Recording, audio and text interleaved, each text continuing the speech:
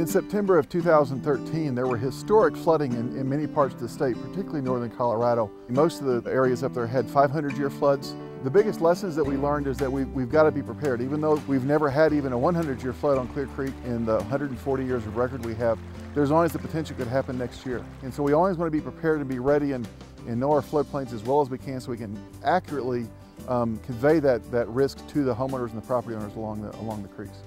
Floodplain management is not something that we talk about at cocktail parties, and yet it is critical for a property owner to know where they're located in regard to any flood possibilities, as well as the insurance rate that they will pay if they're in a floodplain. And our city engineers have gone through property after property, area after area, so that the city of Wheat Ridge has a reduced property insurance rate so that it's a livable community. What's important is two things. One is the safety of life, and the other thing is the safety of structure. When you have a disaster, there's a potential of loss of life and millions of dollars in disaster to structures. It's all about protecting residents and protecting properties. We manage the floodplains not to be heavy-handed against property owners, but to make sure that what they're doing on their property doesn't negatively impact them, but also negatively impact potentially the people upstream or downstream from them or the properties immediately adjacent. So the floodplains that we map, what we thought of as the regulatory floodplain, is the 100-year flood. And what that is not that one happens once every 100 years, but there's a 1% chance of that particular flood event happening in one of the creeks or in one of the streams in any given year.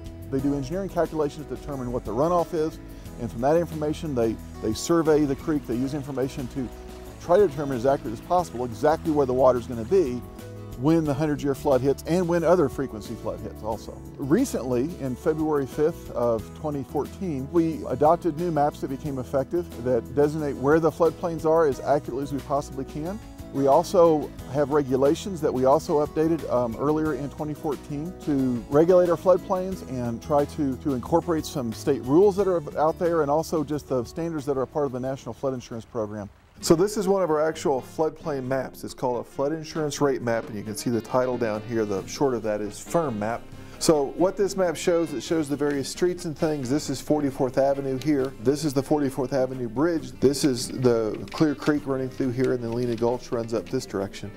And so this darker gray shaded area is called the A zone, or the flood zone. This lighter area is actually the 500-year flood, which we just have for information. It's not regulatory.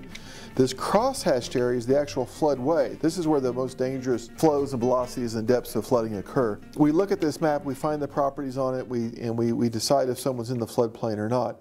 So here's 44th Avenue, and then here's Clear Creek where it goes underneath 44th Avenue.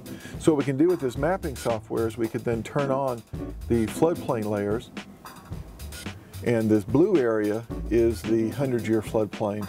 This is an area of shallow flooding. It's kind of a special 100-year floodplain area.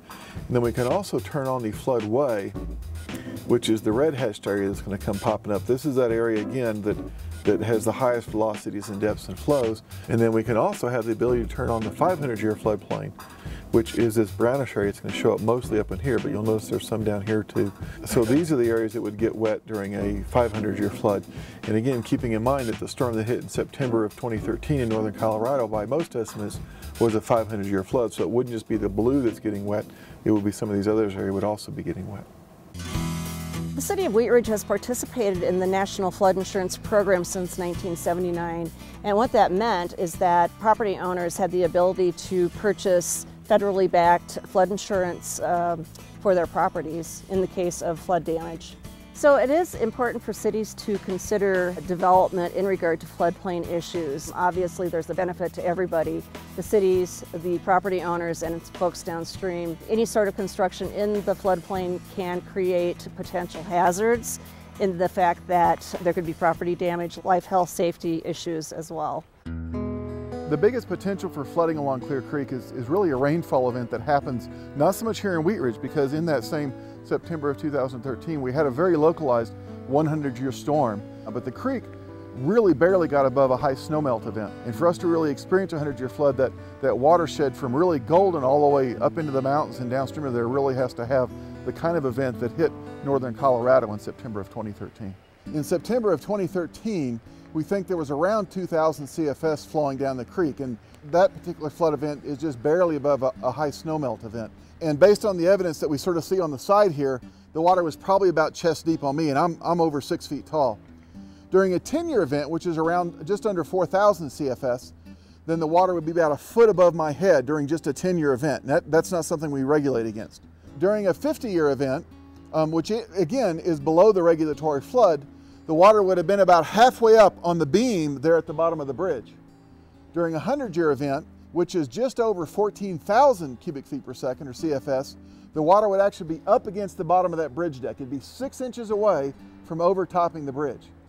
And then during a 500-year event, which is the storm event that we had up north in September of 2013, the water would actually be about a foot away from the top of that railing up there. So it'd be at that not the top rail, but the rail just below that is how deep the water would have been in Clear Creek during a 500-year event.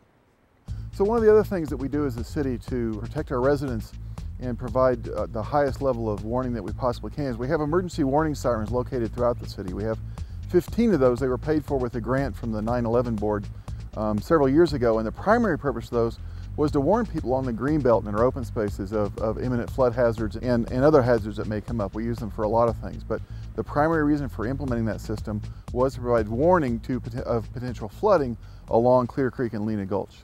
In 1995, we were contacted by FEMA because they had a new program called the Community Rating System, which gave insurance breaks to property owners if a city participated in certain activities that enabled flood protection.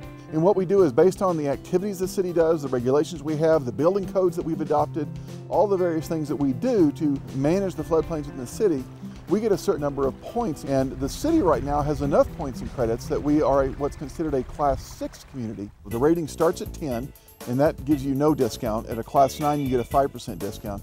Being a Class 6, we get the 20% discount. We're actually hoping over the next year or two to raise our rating up so that it's a Class 5, which would give all of our residents a 25% discount.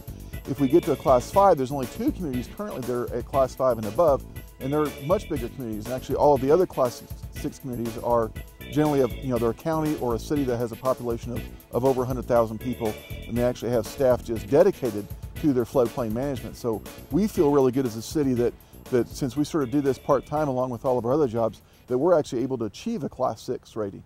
One of the things that was mentioned that the city's doing is in their ordinance, they have what we call a 1-foot requirement to go above what we call the base flood elevation, and that gives the citizens a premium discount of approximately 1/3 of what it would have been otherwise.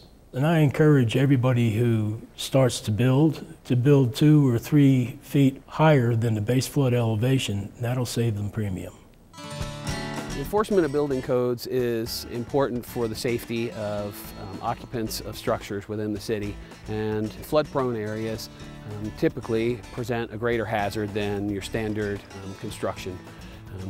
That's why it's very important to make sure in these flood-prone areas that we address issues related to flooding and ways to help minimize or prevent that for the safety of occupants within the city. Some of the most basic ways of protecting from flooding are ensuring proper drainage around the foundation. You want approximately 6 inches of fall in the first 10 feet. To close off any foundation vents that exist and relocate them to a higher level of the house. And also to remove any appliances or not install new appliances in basements or in crawl spaces. Drainage is typically area or community wide, and altering the drainage around your home can affect adjacent property owners who are a part of that larger drainage plan. I've always been someone who really takes pride in the fact that I take care of my environment and that I'm very conscious of what it is that I do so that not to have detrimental effects on the environment, particularly stormwater/Clear Creek. The reason it's important to keep debris and trash out of streams and ditches is 2 reasons really. The first and foremost, stormwater quality, and that's basically protecting the streams and lakes here in Wheat Ridge, keeping it free of pollutants. The second reason is a little more pragmatic. It involves basically keeping our stormwater system clean of debris so that it doesn't clog.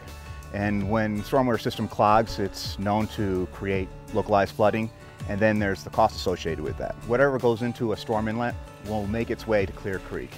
And this can have a direct impact to stormwater quality or water quality, and it can have an accumulative effect on water quality. So to understand the flood hazard on individual properties, especially those that live by the creek, I would definitely look into it. Even for those that live somewhat near the creek.